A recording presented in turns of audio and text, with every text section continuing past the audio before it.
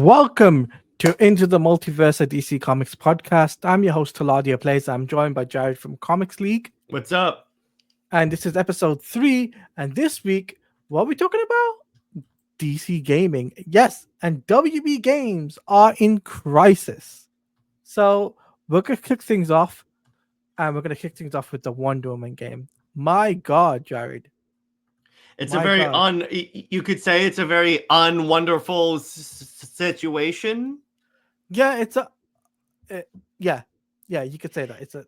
The thing about this is like, so as you is like, so I follow this YouTuber named Luke Stevens, and one of the things that he brought up is the fact that so the director of the Wonder Woman game made a point of saying this game is not live service.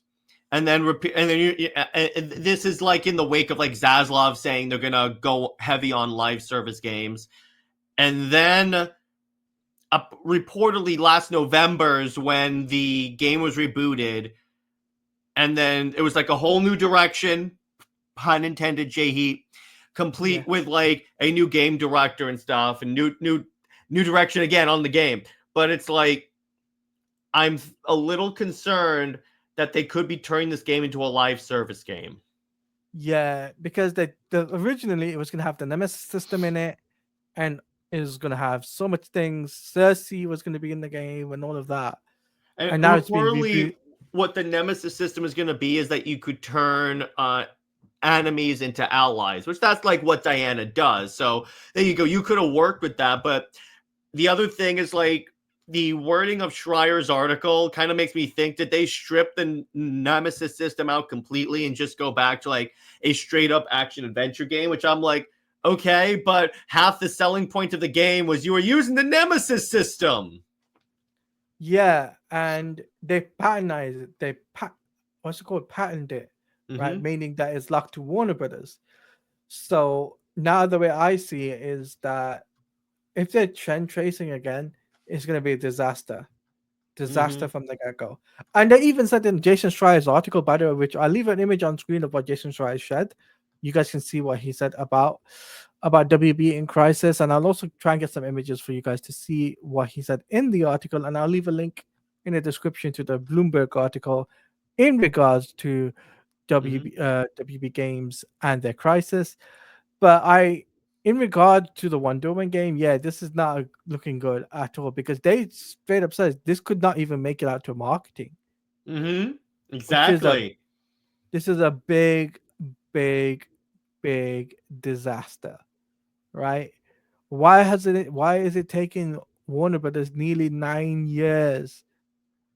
It's going to take them nearly 10 years to get this game out if Figueroa comes out. And as we know what happened with Suicide Squad, when a game takes close to a decade to come out, it doesn't turn out that good.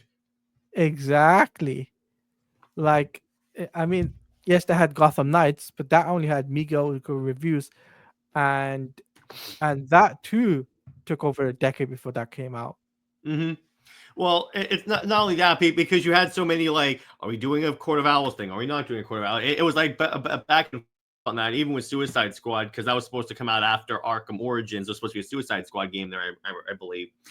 But it's like, the problem is they're taking what was going to make this Wonder Woman game unique, like the Nemesis system in a DC game with Wonder Woman, and going for a more linear game. Does this mean the game's not going to be free roam as well? Like, how stripped down is this game going to be?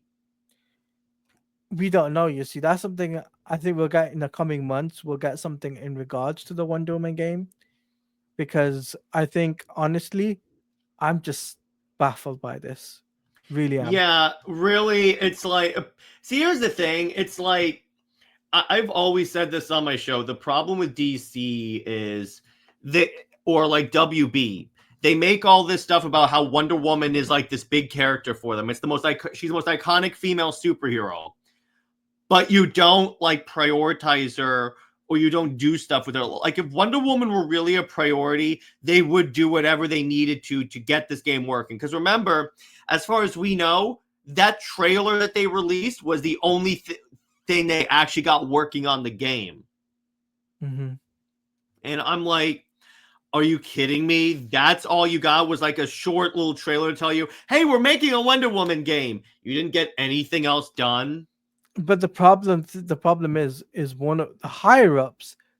Firstly, Monolith wasn't going to make a Wonder Woman. Mm-hmm. They were told to do a DC, Harry Potter, Game of Thrones. They were told to do that because they had another game in production, but that got cancelled too. So it's like Warner Brothers don't know what they're doing. And considering this Wonder Woman game has now been in, I don't know how many years, 4 years in production, and now just recently been rebooted. Okay, yeah, this game could not even I don't think this game is even coming out. Jared was right, like a couple of weeks back. He said Yep. this a couple of weeks back. He was like, "Oh, this game isn't going to come out."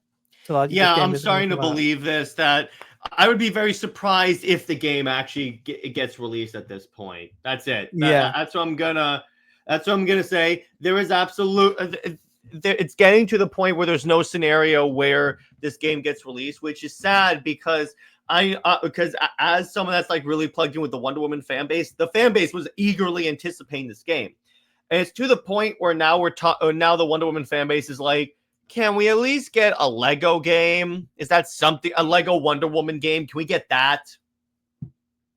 yeah. So that is one thing about the Wonder Woman side of it. But there's more, guys. Some more bad news that we're coming bearing in bad news too. Yeah. So we're gonna talk about WB Games Montreal.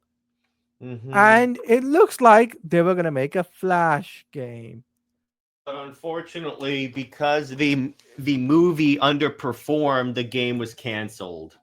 Yeah. They were gonna make a Flash game and it got cancelled at 2023, 2024. And I'm annoyed by that because they could have easily could have made money even without the box office numbers because the television show just ended then. Yeah, this is why this particular incident really pisses me off, because yeah, you had a bad movie. You also had 10 years of a beloved TV show. You're telling me that means nothing? Actually, it proves to you how really lowly WB thinks of those CW shows, because look at what they did. They had a successful show, but that didn't influence them wanting a Flash game. Because really, honestly, even though you had the bad movie, it would have been a good idea to do a Flash game because you had the Flash TV show that almost everyone adored. Exactly. But this is the problem. Warner Brothers should have just let the Flash game go ahead. At least we would have had one DC game out at least, and it's not a Batman game, for crying out loud. Which, here's the thing, we're gonna just get Batman games. That's what I'm gonna tell you. And here's the thing. After the failure that was Suicide Squad, it makes sense that they would go back to making Batman games, because the Batman games are the easiest to make, and they're the easiest to market to people. So because as we've said before on both our shows, Batman, the reason why DC makes a lot of Batman stuff is because it sells. That's why. If it didn't sell, they wouldn't make Batman stuff. You see, for example, right? If they did a Flash game and they got the Flash game out, imagine like the break in between for the next Batman game, right? Mm-hmm. It would have been perfect. But that's not the only bad news we got, Jared. And we talked about this on your show too. And what did Jay Heat say? What? Oh, bloody hell. Yeah. Oh, yeah. Well, there was also a Constantine game pitched. It was pitched. It wasn't like it was in production. It was pitched. Yeah. Which I'm like, again, see, here's the thing. I get why they wouldn't do a Constantine game, because that is a risk, because the general audience doesn't know who Constantine is. Even if they had the movie a decade ago. They don't know who Constantine is. The Flash is a safer bet because even beyond the movie, you had Zack Snyder's Justice League. You had technically Batman versus Superman. Then you also have the show. So there was more general audience exposure to Constantine. It's like, yeah, Constantine had a brief CW show, but you came and watched that here. So the thing about that, the problem with Constantine is that, and really here's the problem. They shouldn't have even pitched a Constantine game because there's no way that was going to get greenlit. So I was going to say, you just said Constantine, you meant to say the Flash was more exposure. No, I said that. No, you said Constantine, exposure to Constantine. No, I said I understand that the audience does not have that much exposure to Constantine. That's the problem. That's why WB said no to a Constantine game, and that's the issue, because and I had Sam Leo on my channel, one thing he said is that the fans are always going, hey, we wanted this game, we wanted this animated movie, we want a Zatanna animated movie. Yet when WB does take the risk and make those movies, they bomb. So why do you think they're going back and doing Batman stuff and like maybe Superman stuff? I guarantee you, if that Superman movie bombs, they're going to invest even less in Superman stuff and just focus on Batman. Honestly, I could see if the Gunverse fails, like if Superman fails, I honestly think they're going to make Matt Reeves' as Batman universe the main one and just do a Batman universe. Yeah, I can see that too. But I'm very optimistic when it comes down to the DCU. So, which I'm not putting a damper on that. But my point is the point I'm trying to make is the idea that like is that, let me put it this way: if you wanted WB to make games other than Batman, you should those games have to perform well financially. As we've said many times before, DC is not a charity; it's a business. Yeah, and you know, I feel bad for WB Montreal because they literally were going to do multiple different games, DC games. Now they're pitching the idea of a Game of Thrones game. And I'm just like thinking that could work. I'm just like thinking, okay, but that means that years of DC projects gone down the waster. You know, 10 to 12 years of DC IPs after DC IPs that never got past the concept stage or even the 3D model stage. It never went past that, right? So it kind of sucks for that for WB Montreal. They've lost employees and whatnot. So that's the bad news. Now let's talk about the good side of it. The good news: we are getting another Batman game. Yep, I'm like, okay. And I knew that was going to happen because anyone that was telling you, that was actually putting out serious videos saying that Rocksteady was going to be shut down because of Suicide Squad, one game flopping does not necessarily mean they're going to shut down an entire studio, particularly one that has the reputation of Rocksteady. I think that, again, what they're going to do is they're operating under the assumption that every studio has like one bad game. That's it.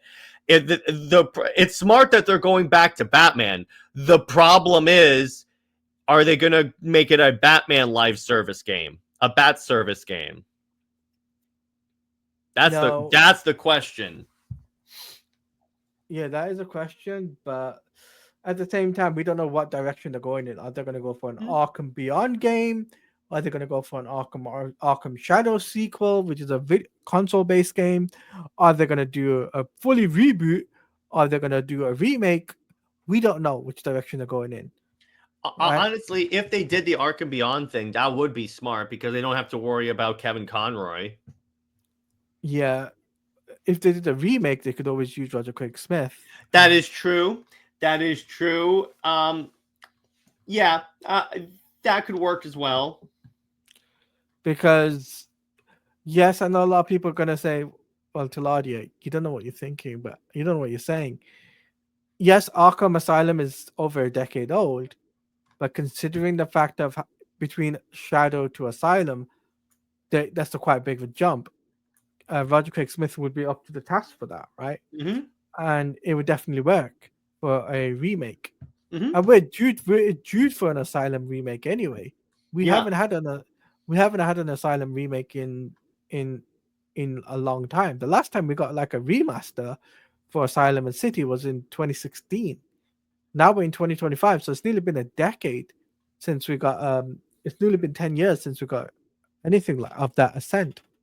So Yeah. if I was WB, I'd be like, okay, why don't we just put a remake in, and that will satisfy the fans. Do a remake of Asylum, do a remake of City, and remaster Arkham Knight, and get all three games out again.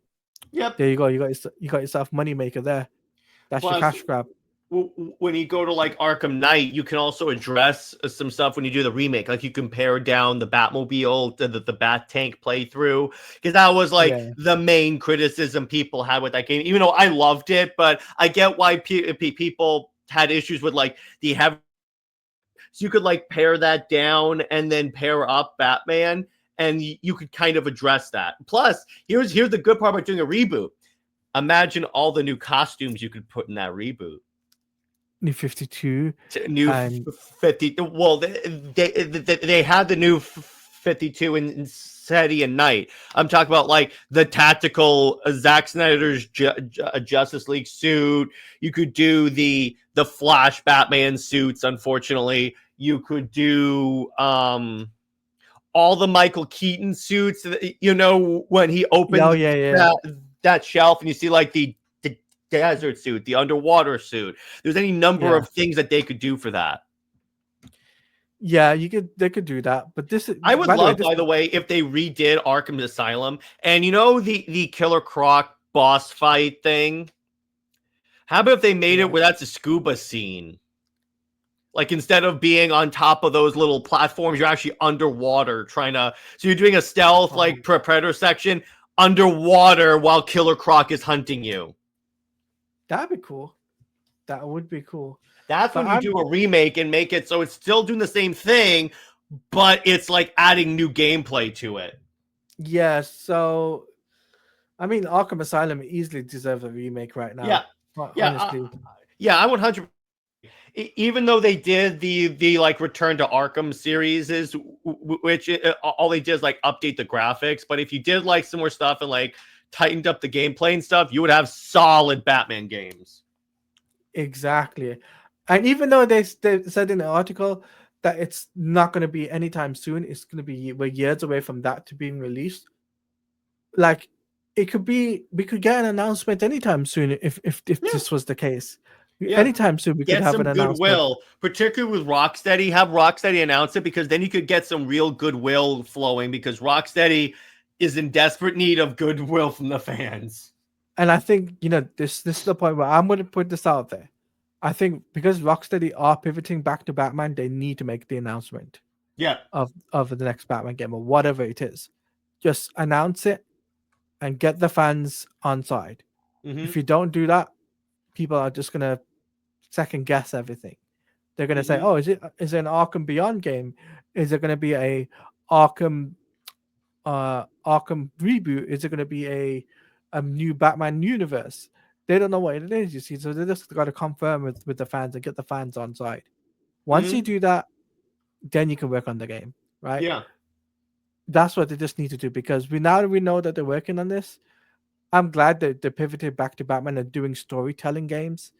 Once they get this game out the window, I would like for Rocksteady to focus on another character, right? Which is Superman. Well, again, but the thing is, will the fans support it? Because again, like Sam said, fans demand this, but then the games don't do well, or like the character projects don't do well.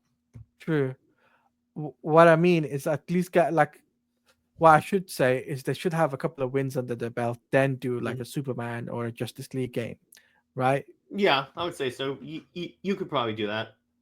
That would win the fans over, right? But yeah, I just think honestly, guys. So for what we know is the Wonder Woman game is rebooted, the Flash game never got made, Constantine never got off the ground, and we're getting a new Batman game. Yeah, that is what that is what for the WB Games crisis is right now. It's pretty big and it's pretty major of everything that's happening. Where does this leave the DC gaming brand? Are they gonna license our IPs? That is the biggest question on everyone's minds. Because if you remember, David Zaslav did say he was gonna license out his IPs for video games. He went so far to say that WB is open for business. Yeah. So I'm just like thinking, are they gonna open up that business core now and say between 2025 to 2028 to at least have that but have that option to just put it out there and to have other developers come in and start swooping in DC IPs or Lego IPs or whatever it is, that at least they got something under their belt. At least they have games ready to go. Let's say 2027, 2020, 2026 to 2027, you have something there, and then by the time the Batman game comes out, you've got the Batman game, because we don't even know if the Wonder Woman game's coming out, guys. And Most likely like we not. said, most likely it's not going to happen. So if it even if it doesn't even if it doesn't happen, at least they got something solid set in place for in between the Batman game. So yeah, I think this is also a good thing for us to say as well, guys, that at least this has come out now rather than 6 months down the line. Because Yeah. I don't think it's a bit convenient that the David Haddad, the former CEO, the head of the gaming division, leaves the company, and then a week later this drops. Don't you think it's a convenient? Well, obviously he left because of Suicide Squad bombing, because he was big on Suicide Squad. Yeah. Fun fact for you guys: the CEO, not CEO, the higher up, doesn't play video games. Yeah, that's kind of a red flag, isn't that? You're in charge of the gaming area. It's like WB. A lot of these companies do that. Where, like, even in the DC Comics area, where like they put people in charge that don't read comics. I'm not talking about Jim Lee or Marie Javins. I'm talking about like the people above them. Yeah, I mean the WB Games literally need to find someone that does play video games. That's what they need right now. David Haddad wasn't the guy. Maybe the guy before David Haddad actually did a really good job, because he brought in Batman to the forefront of things and got solid games out of it. Right? You got 4 Batman games, 4 solid Batman games out of it. And this is before how David Haddad came in charge. Yep. So you had Asylum, City, Night, Origins, and VR. Right? You had all of these games, and to this day, right now, I still believe that was the pinnacle of DC. Back then, that was DC as a brand was on top of the Mount Rushmore, as they call it, top of Mount Rushmore. Now they're at the bottom. They have to work their way back up. And seeing the other competitive like Marvel doing experimentally well, you've got 8 Marvel projects coming out, Jared. How many? Yeah. 8. Well, plus remember, isn't it kind of interesting how Marvel is the one having gaming success with like Marvel Rivals? Exactly. And this is why I think where Warner Brothers needs to start looking at the Marvel side and say, look, you know what, we gotta do this, man. We gotta start now. Otherwise we're gonna be falling behind. And if we fall behind, we are screwed. That's the best way to put it. Right? That's putting it lightly, guys. But I'm putting that lightly because I don't want to get demonetized for it. But yeah. So I'm just gonna say right now, guys, we'll just have to wait and see where the future takes us for the DC gaming in terms of the Batman game. But don't keep your expectations high for the Wonder Woman game. That's all I'm gonna say for that.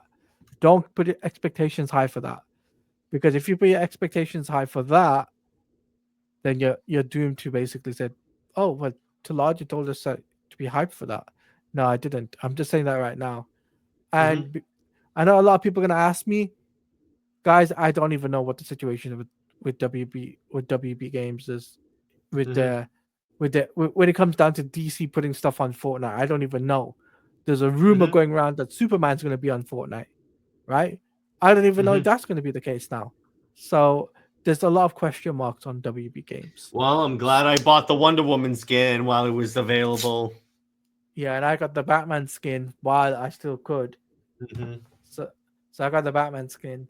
But yeah, I think this is a good way to wrap things up, guys. I know it's a bit of a short of a episode, but we thought we get this episode done. It was kind of like an emergency type of thing because this was a breaking news for DC gaming, and we just thought, me, myself, and Jerry, we just thought, why don't we just talk about this on the podcast and have like a 25-minute, 30-minute episode for you guys. And trust me, the next episode will be next month. We'll be talking about the Superman, the Superman teaser, whatever they got for DCU, and we'll have more other topics, comic books and TV shows and video games. So we'll have more topics for next month. But Jared, where can they find you? What you got coming up on your channel? All right, so you can find me at Comics League and Comics League JT all over the place. Britt and I did Super Wonder Legacy at the time of it. So this is recording on Sunday, so yesterday, but it's up because it was a live stream where we talked about our favorite Black superheroes, and so Wonder Woman Wednesday is going to be why she doesn't need a love interest. I'm kind of going off of Valentine's Day for that. And the Super Wonder Legacy episode, we're going to do like, what would a Valentine's Day date be like for each of the couples that Britt and I have done, have like compared to Superman and Wonder Woman. So we're going to do that. And Under Two Capes can be my birthday stream where we're going to be talking about the Ed Brubaker Captain America run. So that's about all I got. Okay. By the way, we want to wish happy birthday to Jared from Comics League. Make sure you guys say in the comment section, please say happy birthday to him. We would appreciate you if you do that because it's his birthday. So, and make sure you do go to his live stream, guys, on Thursday, because it'd be really, I would appreciate you guys doing that. But as for me, guys, what coming up on my channel I'll be doing my reactions and breakdown to if there was a Superman footage or anything at the Super Bowl. There'll be reactions for that with Siobhan, and also I will be doing a breakdown with her. And then on top of that, Snyder Fans Read Comics on Wednesday. That is going to be a thing. And then obviously I'm usual with Jared on Thursday and Friday and whatnot. But on that note, make sure you guys stay safe out there. I hope you have enjoyed this podcast episode 3.